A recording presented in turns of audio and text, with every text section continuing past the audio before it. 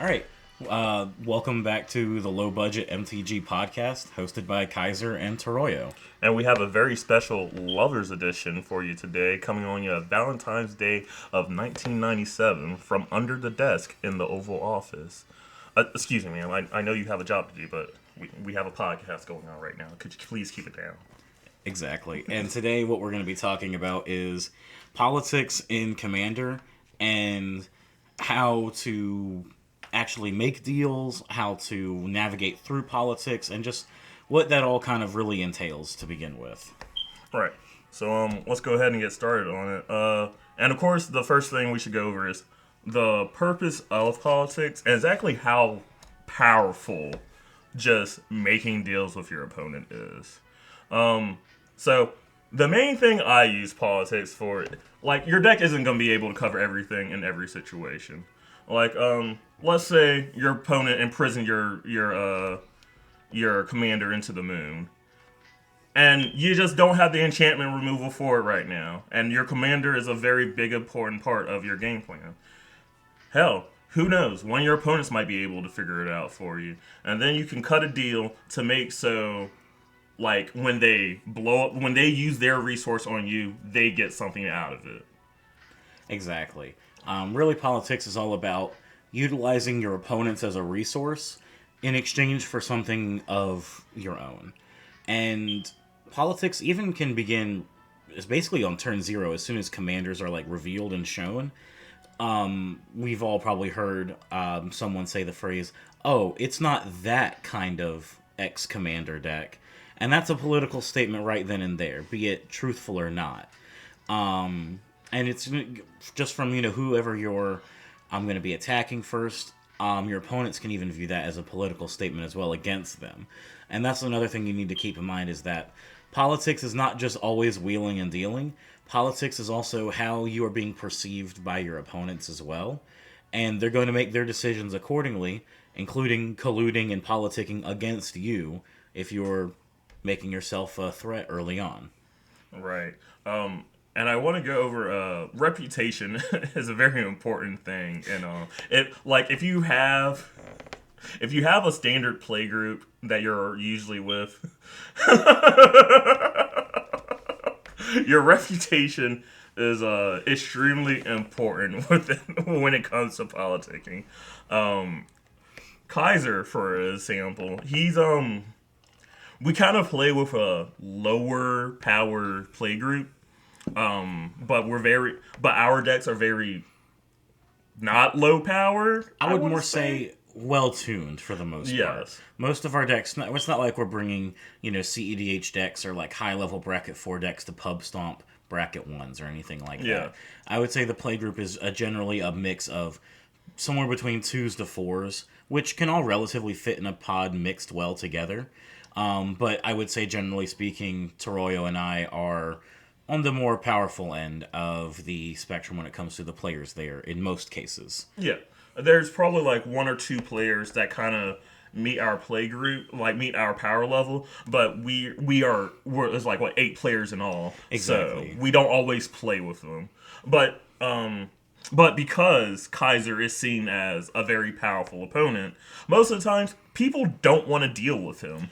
Yeah, deals with the devil is often what it's referred to as. And as much as I understand, this is, a stronger player just trying to, get one over on me or something, that's not always the case. And you really should be kind of open to making deals with anybody, at least just to hear them out. Yes. You never know what they're going to say. And a big thing to keep in mind is that if somebody is asking you for something, typically speaking, they are now giving you the power. Because you're the one who gets to decide if you're continuing and going to actually work with them or not. And that's something you need to keep in mind. Even if a person with a better deck is asking you to try and handle or do something, oftentimes it's because they can't handle or do it themselves, or it's at a detriment to them. Yes. Remember, just because they're a good player or they have a good deck does not mean they always have the answer that they need right then or there. Another thing is, crap, what was I about to say? I had it on the tip of my tongue. Was it regarding the Estrad game? Or was that later? I don't know, but we could talk about the Estrid game right now because I think that's a pretty good example of what we were just talking about. Um, so I play Estrid. I talked about it on our previous episode, and I play it as a stacks deck. Um, and it's funny because in the middle of the game, I threatened to throw down stasis, and Kaiser was telling everybody, "Hey, kill Taroyo," and I threatened stasis like almost like I think I threatened stasis since turn 3 till turn 5. Yeah. And no one did anything about me or my commander or my board state. And Aside from me swinging when I could, yes, I was the only one actively doing anything within those few first turns and those turns of being threatened. And he did play stasis eventually, but he only kept it around for a turn, and then just kind of let it go. yeah, and then I chain veiled and kind of, and then I just stole Yeah, the but that game was a from little there. bit Yeah, later. yeah, that was later. But it's the fact that they're so worried about what Kaiser is going to end up doing, and I'm not going to lie, Kaiser's a very powerful player. He had like multiple explosive turns during our game where it was like, oh shit, he might actually win. But you can't let that get in the way of you winning. I think people kind of throw away the possibility of them winning. Like, to me, politics is kind of like an extra card in your hand where it's whatever you want it to be, but you really have to work for it. Yeah, it's always like with politics, it's like it's always free to cast, but it has a ton of additional costs to cast. Yes. And you never know what they're going to be. But the best part about it is that you kind of get to Sharpie in whatever the effect is when you play the card. And I mean, if there was a card that just let you write whatever the fuck you wanted to on there, yeah, that'd be a great card and everybody would play it. Because of all of those stipulations of the additional costs to cast it, a lot of people shy away from it. And I think that's a mistake. A lot of people will just, I'm here to play Magic. I'm not here to, wheel and deal and talk and stuff like that. But it's not just wheeling and dealing and talking. Like I said, it starts, from turn 0. As soon as you turn up your commander, you're already politicking. If you've attacked somebody, some people might take your initial attack very personally sometimes. I've seen Way it. more than they have any right to. Seen it multiple times. Attacking the wrong person first can often create an enemy for you out of nowhere. Yeah, and that just makes me think of like even with the most powerful decks. Yeah, there are some decks that can take the 1v3, but I'm gonna say there's not a lot of decks that can. And also, if you're playing with a appropriate level power group, like if you're all playing tier like bracket 4 decks, I have no idea how one bracket 4 deck is going to be able to take out 3 other bracket 4 decks without just insta winning into a combo or shutting everyone down all at once, which probably means they already have the heat of the table anyway. But crap, I had what I wanted to say about what you said in my head, but I lost it again. Crap.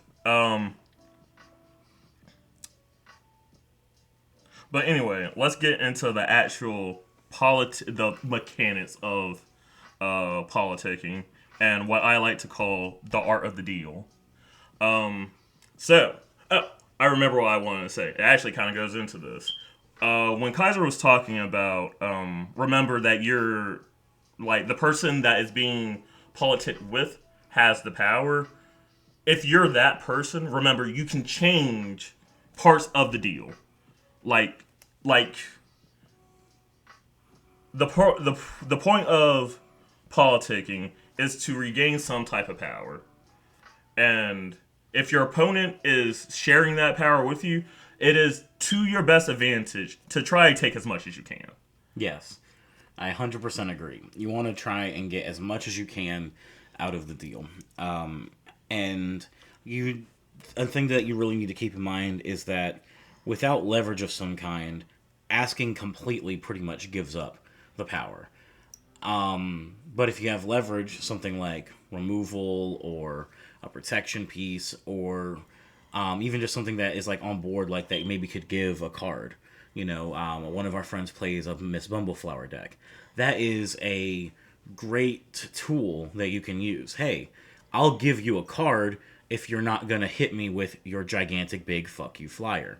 I'll give you this card if you can remove this thing that is bad for everybody on board or bad for me on board.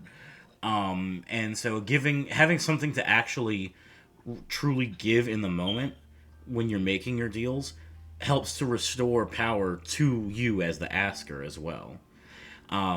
Alternatively, you can put a gun to their head and say, if you don't help me, I'm going to kill something of yours. And aggressive tactics can work sometimes, but not all the time. Yeah, I.e. me holding up stasis and threatening everybody with stasis. And it like kind of see the thing is that like it was only really directed at them. Right. It wasn't directed at me because you knew I was going to hit you regardless Yeah. of if stasis came out or not. So it was more like for the other two, hey, so long as y'all aren't also doing anything to me, then I won't play stasis. And then I'm like, yeah, I'm going to hit you. I'm going to play stasis. Which is kind of funny because they ended up ignoring me altogether and just And went then in you on won the Kaiser. game. Yeah, and just went in on Kaiser. And it, like, but another thing in that play group is sometimes I feel like for them there is no right answer because it's like, really, they're just king making because our decks are so far ahead that that is like, yeah, whatever I do is only just helping one person to the other. It's not actually progressing my board state. Yeah. Like in that game, I had an enchantment that made everything come in tapped. Kaiser had a bunch of creatures, and I had the board semi-locked down. Kaiser had a bunch of creatures out already, and some of his combo pieces out.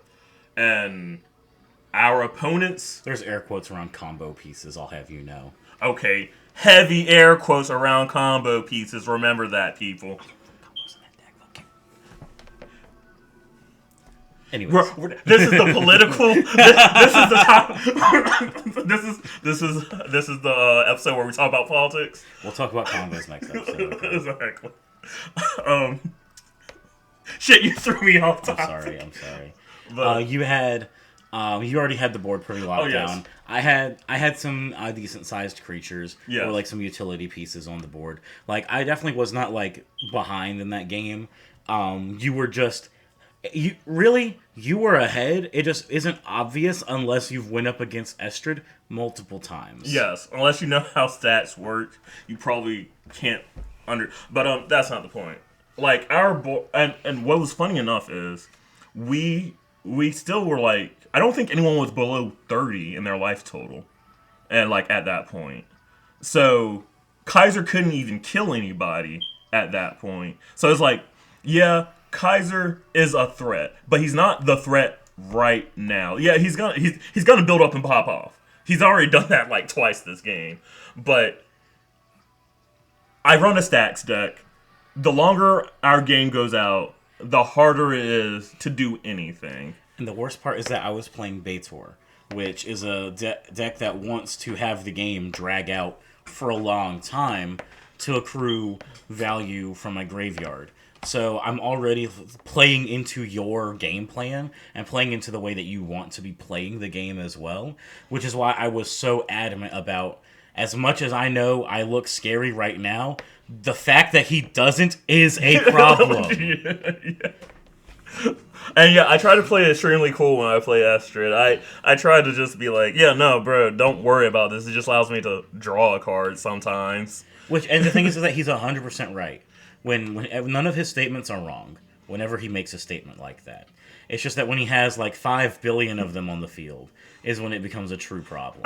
Yeah. Like, and the thing is that that entire game, I looked like one of those crazy dudes with like the cardboard signs over my neck going, the end is near, except I'm holding an AK-47 and waving it wildly. Yeah. That's what I looked like that whole game. And so that's why they're like, oh, well, we can't let that just stick around. So this brings me to my next topic of be aware of what your opponents is actually going through. Because your opponents... Alright, let me stop laughing. Your opponent's state of play is, like, one of the biggest things of politics. Because you're trying to put yourself in an advantage position, but you're also trying to get them to have some type of advantage in order to agree with you. Or, unless you're being the bastard and you're just like, if you don't do this, I'm going to massacre your entire board and there's nothing you can do about it. Yeah. Typically speaking, when it comes to, like, trying to ask for something, you really need to try and offer something that's going to be relevant to the player. Hey, I'm not going to attack you for 2 turns. Okay, well, I'm playing a combo deck and you can't kill me anyways because I'm at a high life total, so that's, like, irrelevant for me. Yes. You know? Alternatively, you can also just ask, hey, I'd like you to kill this. What do you want from me? What can I give to you to have you help me and work with me? And by putting it on them, it honestly gives you some of the power back, because if they come up with something wild, then you can always do a counter offer. You know, and you can go, there can always be a back and forth. I mean, obviously it eventually gets to a point where if you're still going back and forth, maybe you're just not making a deal at that point. But it never hurts to ask, and especially asking your opponents what they want really has to put them in a position to think, okay, well, what is going to be benefiting me? And oftentimes, you can find that they'll ask for something that you were already going to be doing. Hey, can you hit his Planeswalker? Cool, my flyer was already going there anyways, is what you're thinking in your head. So really, you got the deal, and you have done nothing different to what your game plan was going to be. Oh yes, there's nothing better than your opponent asking you to take care of something. Oh my god, this is actually perfect. When your opponent is like, "Hey, I need you to deal with this creature that someone else has," and you're like, "Okay," and then you will and deal with them and everything, and then you fucking board white. Yeah. And then you're like, because they don't have to keep up their end of the deal at that point, but it's like, if you don't keep up your end of the deal at that point, you're a bastard in the wrong sense. Yes. Like, there's a way to be a bastard, and being a bastard is not by going back on your deals. Being a bastard is by being a bastard with your deals. Yes, when you're being a bastard, you have to be confident, and you also have to be able to, like, pull it off. Like, if I didn't have Stasis in my hand, there was no way I could pull the bastard card. And bluffing to be the bastard is hard. Yes, and it will not go well. It is painting a target on your back to attempt to paint a target on your back. If someone is trying to do a bastard deal where they're making threats in order for things to get handled, honestly, sometimes the best thing to do is to make them have it. You know, even if it's detrimental for you if they actually do have it, if what they're wanting you to do is going to be worse, make them have it. And the thing is that if they don't follow through, then cool. You know that they were all bark and no bite at that point. You should be able, though, to try and follow through. Like, bluffing is fine, but you can't bluff entirely. Yeah. You have to be able to follow through. And honestly, if you're making a threat, you should try and follow through. It doesn't have to be right away, but you should try and follow through. Case in point, that I believe it was that it was that Estrid game. Yeah. A friend of ours was playing Bumbleflower. Before it was his turn, I said, "All right, are you giving me the card of the Bumbleflower or not? And if you don't answer me, or the answer is no, I'm blowing up Bumbleflower." And that was a bastard deal. Like, that was gun on the table. What are we doing? And he said, "It's not going to you." And I said, "Okay." And then he drew his card. He played a fetch land, and then when he went to go crack it, I went and cast the removal spell because I was hoping that he wasn't going to have an instant in that very moment. And honestly, I should have realized when he was so cool that he had a counterspell in hand. That should have been my first cue. That was a mistake on my part, but I still followed through with it, showing that I had something to do. And the thing is that the other player at the game thought I was bluffing that. I had made the statement not even before, like right before his turn, "Damn, all I have in my hand is creatures cards," which was still an accurate statement at that time as well. I had it Murderous Rider, which has Swift End stapled onto it. It's a kill spell. But all the cards in my hand were creature spells, though. That is true. And that's the thing, is that your statements are going to affect how people view your politics and your threats as well. You need to be careful with your wording, or what you say, or even just how you react in terms of like the board state going on or what you have in hand. Because if you don't have a good poker face, everyone's going to know what's going on. Yeah, if like someone plays a big baddie and you're just like you're shuffling your cards and you're sweating and everything, people probably aren't going to deal with you because it's like, well, you can't deal with this problem. Like if you're coming, can you deal with that? Yeah. You know, it's probably not going to be something they're wanting to look to do. There are times when I do ask, can someone else deal with that? And that's more in of a, I don't have the answer right now, but we all collectively know that card is going to be a problem. Yes, and even then, it can also be that you might have the spell, but you don't necessarily want to use it right then and there, and you'd rather use the free removal spell from your opponents, as in you didn't spend mana on it, for them to cast it, a removal spell instead, thus saving a resource for you to utilize later. Trust and believe me, I've told multiple times, damn, I don't have a way I can deal with this. Is there something anybody can do when I whole ass have a removal spell in hand, but I know that it can survive a turn or two for me to play it as if I drew it, right, rather than having already had it in hand the whole time. My next point is kind of off topic, but I still think is very important to this conversation. So, and I think we kind of got into it last week. The fact that people recognize Commander as a social game, but they don't take advantage of the social aspects of the game. It's just free advantage that you can get by just fist bumping somebody. Yes. At like that's really all it is, you know. Hey, don't fuck with me right now. I don't fuck with you. Cool.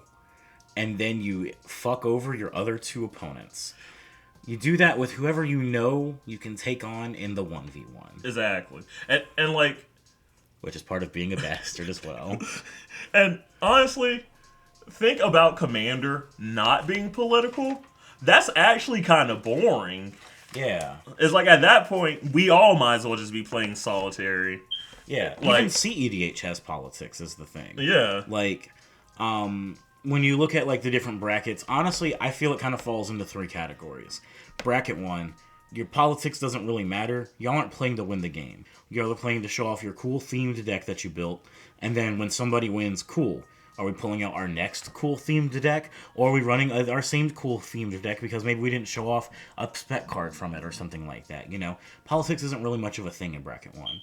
And then you have Bracket 5, which is CEDH, which has its own kind of style of politics. A lot of CEDH politics involves, hey, I have this in my hand, so if you're going to go for the win, I'm going to stop you, type of things.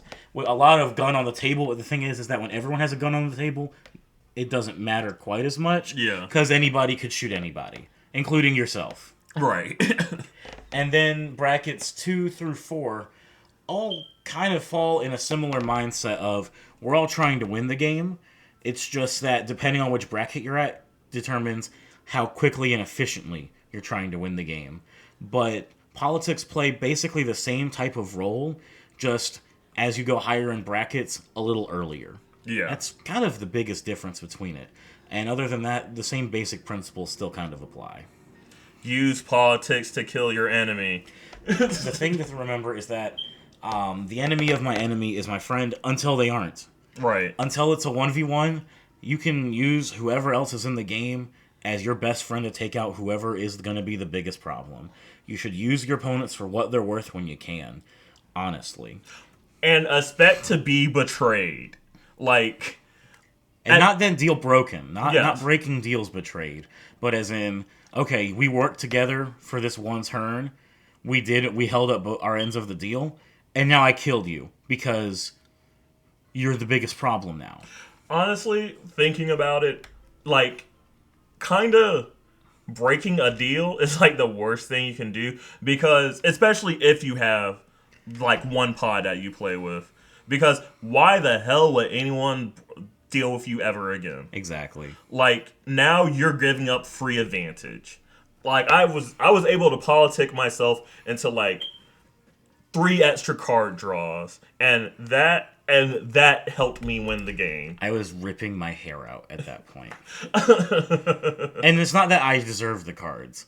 It's that he didn't, is the thing. Yeah. It's like they could have gone to the other player, and I think that would have been the correct decision. But Troy had the gun on the table. So Yeah, that gives me a different thing. Deflecting deals. Because you also have to be defensive, and you have to prevent other people from politicking too. Like as Kaiser was just saying, he knew that he probably wasn't going to get the card draw. He knew that I shouldn't get the card draw. So it's like we have a third option here. Give it to the guy that's not making very much impact, but I'm able to conceive and connive my way into people's heads and make them give me card draw. So, but also the other players should have been sticking up, because he should have brought up those points that I just said. Hey, Kaiser, he's gonna blow up and kill all of us, and also Kaiser is kind of scared of Taroya's deck, and if the person we're scared of is afraid of another person, we should probably be keeping eyes on that person. you're making so much sense, Troy. Stop. Troy, sorry. Stop it. They're gonna figure out. But They know. There is no figuring it out. They know. And we're not talking bad is the thing. We're not talking bad. We're only talking improvements is the thing. Yeah, we're only looking at things in retrospect to see what could be done. Because trust and believe. I already said I made the mistake of playing into his counterspell. You know, everybody makes mistakes. Nobody's fucking perfect. So, if you think we're bashing our friends, you don't know our friends. That's the thing. Yeah. You don't know our friends. They know that this is not bashing. This is all constructive criticism. So that way, in the future, when both of us are problems, they work together and stop us. That's basically what this is that they should not have worked with either one of us. They should have worked together to stop us. Yes. Or at least one of us. Yes. The person not being me, because I play a lockdown deck. Don't you usually...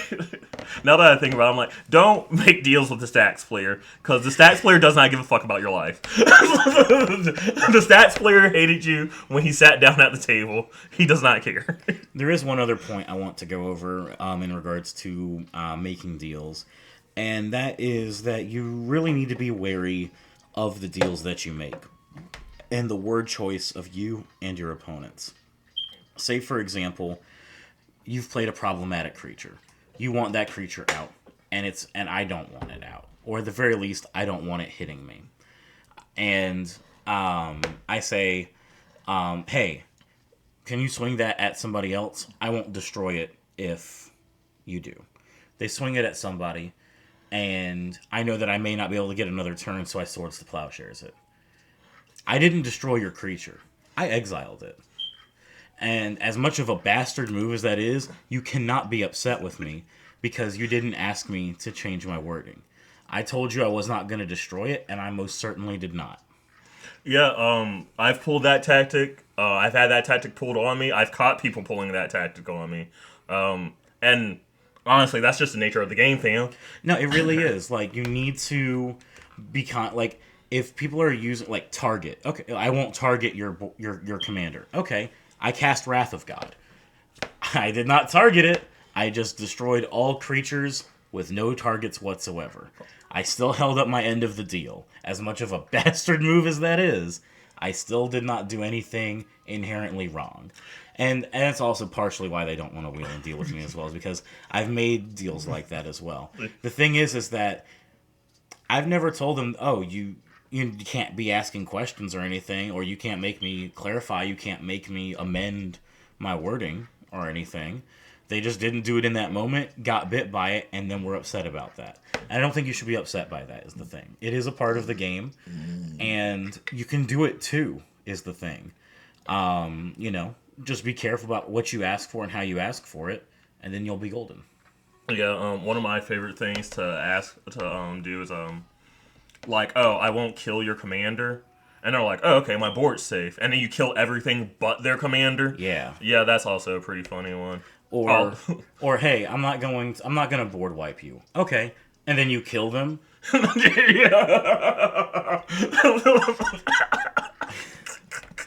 Like I like okay, like it's, so we're more like okay, I won't cast a board wipe, Yeah. and destroy your stuff or get rid of your stuff even. And, like if you say like get rid of, that encapsulates pretty much all forms aside from maybe mess with would be better because then you don't have to worry about enchantments. And Yeah, stuff. yeah. But either way, you say something like that and then you just kill them and you didn't board wipe them, so. Yeah, unfortunately, like most social situations. And also remember, Commander's a social game. It is tricky. Yes.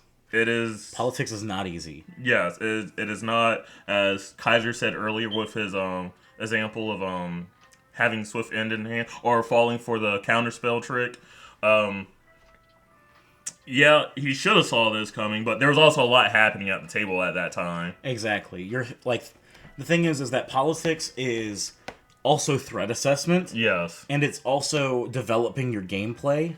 And it's also who you're attacking. And it's also constantly going on, is the thing. You're never not in a state of politics unless it's a 1v1. Because at that point, there's no reason to be pulling punches. Yeah, and if you are consistent with the same play group, everything you do is even outside of the game. Everything you do is political. Outside of the game, in games prior, like the amount of times that I've seen, well, you won last game, so I'm attacking you, and the person has switched decks as an example as well. Like, I mean, I kind of get it and I understand. And you know, if it's somebody like who's a consistent winner in the play group as well. Yeah, I understand, but your reason shouldn't be you won last game. It's because you have a good win rate. Yeah. You know, and I know that those don't sound too far off, but they are very, very far off. If I hit somebody who just didn't do too much in the game, but because everyone else was focused on each other, he was able to pick up and sweep the rest of us when we were low, and then someone's like, well, you won last game, so I'm hitting you. That's not the correct play. Right. You know, it's not because that they won last game. It's because nobody dealt with them last game. And then that's why you're hitting. Like, hitting them is still often can be the correct decision. But if your reasoning isn't sound, I'm still not going to like it, you know? Right. Like, I want you to use the right formula and get to the right answer, then use the wrong one and get to the right answer. Because that's going to still lead to you using the wrong formula and getting wrong answers as well. Right. Oh, God. So any closing thoughts? Politicking is good. It is not bad. It is a natural thing that comes up because the game is a social game. Unfortunately, we're playing a card game, so not many of us actually know the social things. But hey, this is like the best time to experiment and play with it. Like if you're not confident, throw out some bullshit fucking deals and build your confidence that way. This isn't a self-help podcast. I'm just saying random bullshit right now. Yeah, and I mean, I understand not wanting to be like, oh, I don't want to have like a 5-minute discussion before every single spell gets cast and blah, blah, blah, blah, blah. That's not what politics is. If that's what's going on at your table, something's wrong. The politics like that where you're having big discussions should be happening when there's a big play going on. And as long as you're saving it for something like that, you're going to be fine. Also, I don't mind political discussion most of the time between my opponents because, one, you can pick up a lot of information from people's political discussion. Like, if Kaiser is like, yeah, I don't have the ability to deal with this, and I take that at face value, I know, hey, I don't have to deal with Kaiser until at least the next turn cycle when he draws. So it's like, and also, I find it kind of funny. And also, you get to figure out, when other people are politicking, you get to learn so much information. So, be aware, even when you're not the one in the situation. I mean, yeah, if we're having to say you need to pay attention to the game that's going on that you're an active participant in, I think that's a problem in and of itself. Not a lot of people do.